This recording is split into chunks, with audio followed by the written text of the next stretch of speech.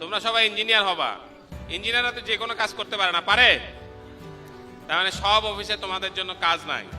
বাংলাদেশ সরকারের কতগুলো চাকরি আছে সব মিলাইয়া 12.5 লাখ। সরকারি কর্মকর্তা কর্মচারী হইল 12.5 লাখ। প্রতি বছর বিসিএস এ নেয় মাত্র 2000 লোক। বাকি সবকিছু মিলায়া, পিয়ন টিয়ন সবকিছু মিলায়া দেশে কম বেশি 1.5 লক্ষ লোক সরকারি চাকরিতে যোগ দিতে পারে। আর তাইলে তোমরা কতজন প্রতি বছর কর্মবাজারে আসো? 22 লক্ষ, 22 লাখ। তার মানে তোমাদের কি হয়? তোমাদের সিনিয়রদের খোঁজ নিও। এই গত পরশুদিন একটা সার্ভে রিপোর্ট বের হয়েছে, যেটা বলছে পলিটেকনিক থেকে যারা পাশ করে তারা পাশ করার 2 বছর পর্যন্ত কোনো চাকরি পায় না, 40%। দুনিয়া কঠিন, কিন্তু অনেক কঠিন। তুমি যদি মনে করো তোমার যে 4 বছরের সময় এটা তুমি হেসে খেলে বেড়াবা, তাহলে তুমি স্ট্রেট 2 বছর বসে থাকবা, কিছুই করতে পারবা না, কেউ তোমার চাকরি দিবে না। আর তুমি যদি মনে করো যে না আমি একদিনও বসে থাকবো না, আমি 7 সেমিস্টার থাকতে চাকরি পাবো, তাহলে তোমাকে প্রথম দিন থেকে খাটতে হবে। প্রথম দিন থেকে কেমনে খাটতে হবে? খুবই সোজা, কিন্তু দুনিয়াটা একদিকে কঠিন আরেকদিকে খুবই সোজা। কিরকম সোজা? তুমি যদি জানো যে তুমি কি হইতে চাও, তুমি যদি জানো যে তোমার কোথায় সুযোগ আছে, তাহলে তুমি একটা লিস্টই করতে পারবা। ধরো তোমরা যারা বরিশাল থেকে আসছো, তোমরা কেমন করে আসছো? লঞ্চে করে আসছো। তুমি জানো যে তোমাকে লঞ্চে করে আসতে হবে। তুমি বরিশাল থেকে আসার জন্য যদি পায়ে হেঁটে রওনা দিতা, তাহলে এসে পৌঁছাইতে পারতা? তাহলে তোমাকে অবশ্যই জানতে হবে তুমি কোথায় যেতে চাও, নাম্বার 1। 2 নম্বর জানতে হবে সেখানে কিভাবে যাওয়া যায়। এখন দেখো আমাদের সামনে খারাপ দিনগুলো কি। 1 নম্বর খারাপ দিন হইল এখন পর্যন্ত যে সমস্ত বিদেশিরা আছে তারা একটু মিড লেভেল বা উপরের দিকে আছে, তারা নিচের দিকে না, মানে ফ্রেশ ইঞ্জিনিয়ারদের সঙ্গে এখনো কম্পিট করে না। কিন্তু একদিন সকালবেলায়, যে কোনো একদিন সকালবেলায় একজন এমপ্লয়ারের মনে হইতে পারে বোধ হইছে আর বেশি লোকজন নেওয়া যাবে না, একটা লোক নিতে 2000 লোকের ইন্টারভিউ করার আগে বাদ আমি লোক নিয়ে আসবো শ্রীলঙ্কার থেকে, আমি লোক নিয়ে আসবো ইন্ডিয়ার থেকে। খুব ভালো মতো খেয়াল করো, ইন্ডিয়া এবং শ্রীলঙ্কার থেকে যে লোকটা আসে তার কাছে আশুলিয়া যা, ঢাকা শহরও তা, চট্টগ্রামও তা, ওই নোয়াখালীর প্রত্যন্ত গ্রাম অঞ্চল একই, কারণ ওর কাছে পুরাটাই বিদেশ। সে তো এগুলো কিছু যায় আসে না। সে একটা মোটরসাইকেল, বাংলাদেশে একটা মোটরসাইকেল কোম্পানির সিও হলো ইন্ডিয়ান, মালিকরা আমি ধরছি, এই আপনি ওনাকে কেন আনছেন? কয়টা লোক দেন তো, যে লোকটা সকাল 8টার সময় আসে, রাত 10টায় ফেরত যায়, শুক্রবারও অফিসে আসে। আমার সে এটা কেন কন? ওই যে আমার যে লোকটা ইন্ডিয়ার থেকে আনছে ও তো যায় না, অফিসেই থাকে, 24 আওয়ার্স থাকে। তা আমি এই লোক কই পাবো বাংলাদেশে? সেই জন্য আমি তার নিচ্ছি। তাহলে দেখো তুমি কার সঙ্গে লড়বা। তুমি যখন পাশ করে বের হবা, তোমাকে এমন লোকের সঙ্গে লড়তে হবে যে লোকটা 24 ঘন্টা অফিসে থাকতে চায়। আমি যখন ইঞ্জিনিয়ারিং ইউনিভার্সিটিতে জয়েন করছি পাশ করে, আমি তো তোমাদের মতো ইঞ্জিনিয়ার, আমি বুয়েটে পড়ছি, বুয়েটে পড়াইছি, 12 বছর বুয়েটে চাকরিও করছি। তা আমি ওখানে থেকে যেতাম রাত্রেবেলায়, কারণ আমি আবিষ্কার করছি যে এই বুয়েটে তখন মাত্র 64 kbps এর একটা ইন্টারনেট লাইন ছিল, যেটা বুয়েটে 2000 লোক ব্যবহার করত। ঠিক আছে, তা আমি চিন্তা করে দেখলাম তাহলে আমি কি করতে পারি। রাত 2টা থেকে 3টা কেউ ব্যবহার করে না, কাজে আমি অফিসে থাকতে শুরু করলাম। যে আমি আমার ডাইরেক্টরে বললাম যে স্যার আমি এই সোফার মধ্যে থাকবো, তখন সোফাটার কনফারেন্স রুমে ঢুকাইছি, স্যার আমার জন্য চাদর আর বালিশ এনে দিছে। তা আমি রাত 2টা থেকে 3টা পর্যন্ত পুরো ইন্টারনেটের মালিক হওয়ার জন্য রাত্রেবেলা সারা রাত আমি অফিসে থাকতাম।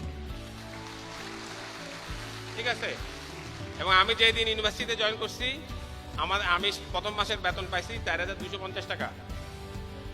ঠিক আছে, কারণ আমি জিজ্ঞেস করি নাই, আমার জিজ্ঞেস করছে, আমি জিজ্ঞেস করি না আমি কয় টাকা বেতন পাবো, 4250 টাকা। এবং আমি এখন পর্যন্ত আল্লাহর রহমতে আমি অনেক জায়গায় কাজ করছি, ওয়ার্ল্ড ব্যাংকে কাজ করছি, দেশে কাজ করছি, বিদেশে কাজ করছি। আমি গত বছর জাপানে গিয়ে একটা বক্তৃতা দিচ্ছি, সেই জন্য ওরা আমার প্লেনে করে নিয়ে গেছে, 5 স্টার হোটেলে রাখছে, আসার সময় 1 লক্ষ টাকা দিচ্ছে একটা বক্তৃতার জন্য, 1 লক্ষ টাকা দিচ্ছে। ঠিক আছে, কিন্তু আমাকে যখন জাপান দাওয়াত দিচ্ছে তখন কিন্তু আমি জিজ্ঞেস করি নাই। ওরা বলছে তুমি আসতে পারবা কিনা, আমি আমার শিডিউল দেখছি, দেখে বলছি আমি পারবো, দ্যাটস ইট। আমি কিন্তু জিজ্ঞেস করি নাই কয় টাকা দিবা, আমি জিজ্ঞেস করি না, আমি খালি জিজ্ঞেস করছি আমার সাবজেক্ট কিনা, আমি পারবো, তারপর আমি গেছি। এবং এই যে এত কিছু তারা করবে এটা কিন্তু আমি ভাবি নাই। কিন্তু তোমরা কি করতেছো? উল্টাটা করতেছো। তোমরা প্রথমে এসে জিজ্ঞেস করো, আচ্ছা এখানে ছুটি কয়দিন, আচ্ছা আমার কি হবে, আমি থাকি উত্তরায়, তুমি উত্তরায় থাকো না কোথায় থাকো কিছু যায় আসে না এমপ্লয়ার। সে দেখবে 4 দিন 5 দিন 6 দিন, তারপর তোমার বিদায় করে দিবে, কারণ বাজারে অনেক লোক। 22 লক্ষ তোমার মতো ছেলে মেয়ে প্রতি বছর আসতেছে, তারা বলতেছে এই এটা কঠিন জায়গা, তো এখানে তোমাকে ধাক্কা গুতায়া নিজের জায়গা করতে হবে, চিৎকার করতে হবে, জোর গলায় বলতে হবে যে আমার জায়গা আমি চাই, আমি দাঁড়াবো, আমার এই কাজ করতে হবে, আমি আমি আমি আমার জন্য করতে হবে। তুমি যদি তোমার মধ্যে সেটা ঢুকাইতে না পারো, তুমি যদি মনে করো যে আরেকজন এসে তোমাকে খাওয়াই দিবে, কিচ্ছু করতে পারবে না জীবনে, কিচ্ছু না কিচ্ছু না। তোমাকে নিজেকে তৈরি করতে হবে। খুব সোজা, কি হইতে চাও আজকে গাও, আজকে হিসাব করো যে আমি পাশ করে এইটা করব, অথবা পাশ করে আমি ডেপুটি ইউনিভার্সিটিতে ভর্তি হবো, আমি এখানে ভর্তি হবো, এখানে ভর্তি হবো। তাহলে ওরা কি চায়, হ্যাঁ না? ওরা কি কি তোমার কাছে কি কি কোয়ালিটি চায়? যদি পাশ করে চাকরি করতে চাও তাহলে কি কি কোয়ালিটি চায়? যে কোনো ওয়েবসাইটে বিডি জবসে যাও, চাকরি.com-এ যাও, যে এনআরবি বাজারে যাও, যে কোনো ওয়েবসাইটে গেলে দেখবা যে কি কি চাইছে, হ্যাঁ না? তোমরা সবাই তো, তোমরা যারা সবাই পাস করতেছো সবারই তো সার্টিফিকেট আছে পলিটিক্যাল। তাহলে তোমাকে কেন চাকরি দিবে আরেকজনকে না দিয়ে? তুমি কেন আলাদা? নিজেকে আলাদা বানাও, বি ইউনিক। তোমরা হয়তো অনেকে জানো যে আমি গণিত অলিম্পিয়াড করি। তা আমরা যখন আমাদের ছেলে মেয়েদেরকে ট্রেনিং দেই তখন এরকম নানান রকম বুদ্ধি করি। আমাদের যে মেয়েটা প্রথম MIT-তে পড়তে গেছে, সেখানে সে প্রথম বছরে ফার্স্ট সেমিস্টারে আবিষ্কার করলো যে একটা প্রবলেম দেওয়া হয়েছে, যে প্রবলেমটার জন্য কোনো নম্বর নাই। সারা পৃথিবীতে লোক কিন্তু নম্বরের পিছনে দৌড়ায়, এটা নিয়ে ভয়ের কিছু নাই। এটা নম্বর নাই, কিছু নাই, গ্রেড নাই, কিছু নাই, কেউ আর এটা করে না, দূর বাদ। তারপর হঠাৎ করে তারা আবিষ্কার করলো যে হঠাৎ 4 দিনের একটা ছুটি আছে, যেখানে কোনো কাজ নাই, কোনো হোমওয়ার্ক নাই, কোনো অ্যাসাইনমেন্ট নাই, কিছু নাই। তখন সবাই ওরা মনে করলো আচ্ছা ঠিক আছে, ওই স্যারের, উনি একজন নোবেল পুরস্কার বিজয়ী, যে ওনার প্রবলেমটা সলভ করা যায়। সলভ করতে নামলো, নাইমা দেখলো হয় না। প্রথম দিনই অর্ধেক লোক পালাইছে, দ্বিতীয় দিন আরো পালাইছে। এরকম করতে করতে বেশিরভাগই ছিল না, কিন্তু আমাদের মেয়েটা নাজিয়া চৌধুরী, ও আজকে ওর ছবি ছাপা হয়েছে প্রথম আলোতে, 3.5 দিনের মাথায় সে তার প্রবলেম সলভ করছে। প্রফেসরকে যখন বলছে, প্রফেসর বলছে আসো তোমার সাথে কফি খাবো। কফি খাইতে গেছে, দেখে বলছে ইন্ডিয়া থেকে আসছো? বলছে না, বাংলাদেশ থেকে আসছি।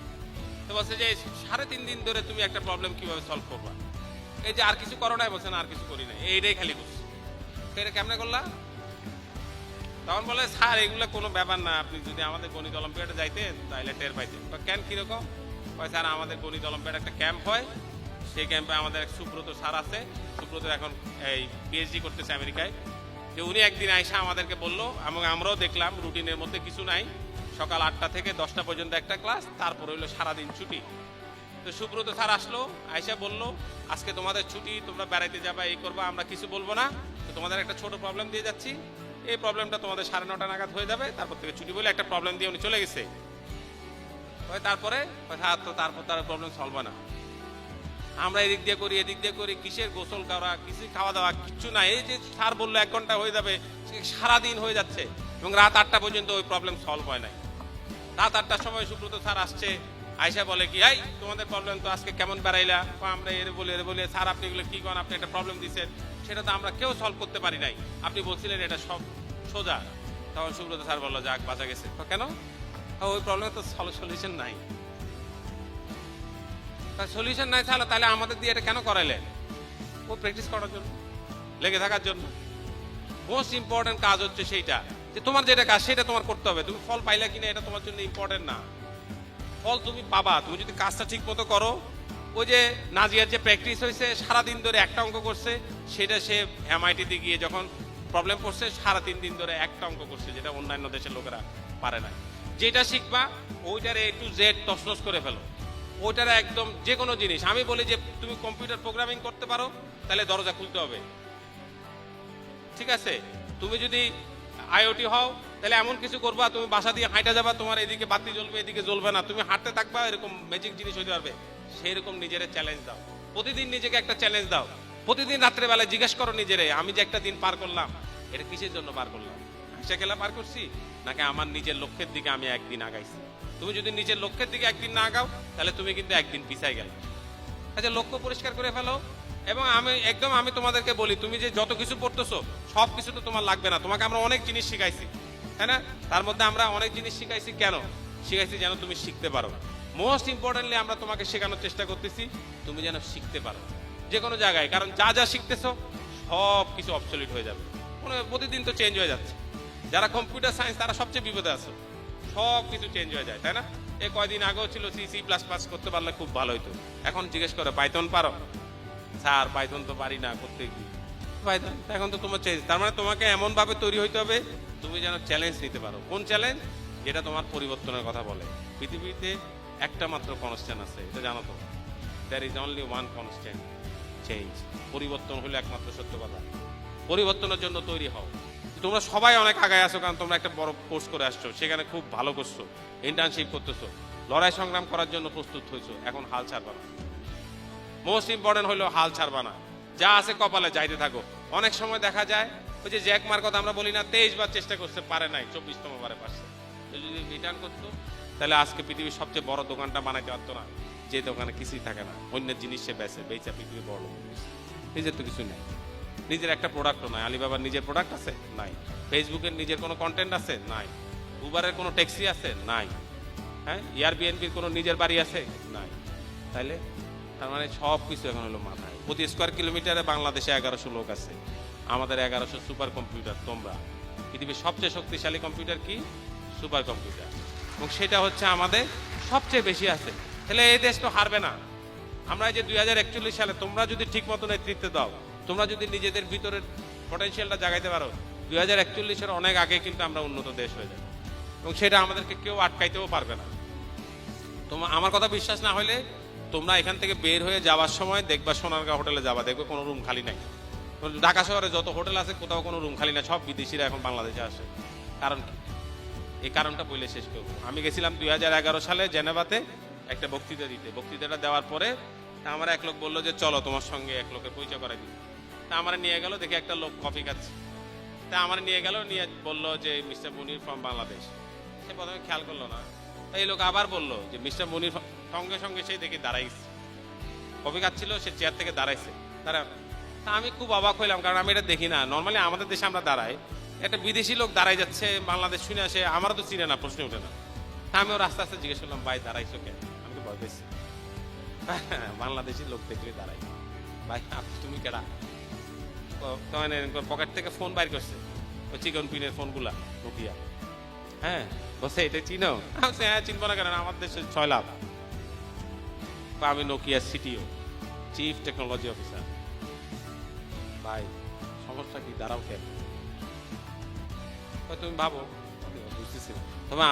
তোমাদের অনেক, সারা দেশে, আমাদের দেশে অনেক চিকন পিনের নোকিয়া আছে।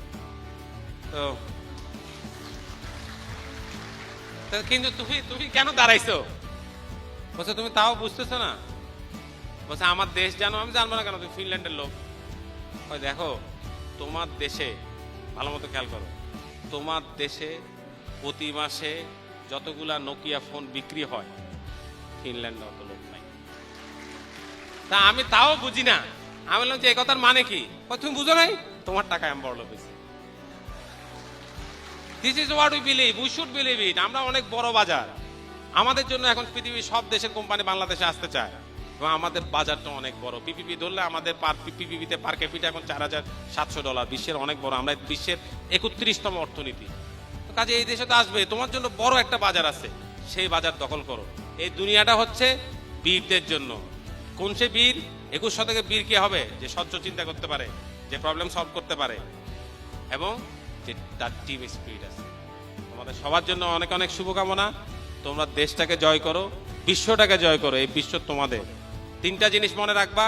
কানেক্টিভিটি হচ্ছে প্রোডাক্টিভিটি, ইনকাম ইজ ডেভেলপমেন্ট, এবং এই দিস ওয়ার্ল্ড ইজ ইয়োর্স। তোমার পৃথিবী, তোমার জায়গা, তোমার হিস্সা, তোমাকেই পাইতে হবে, কেউ তোমাকে এটা দিবে না। Thank you very much.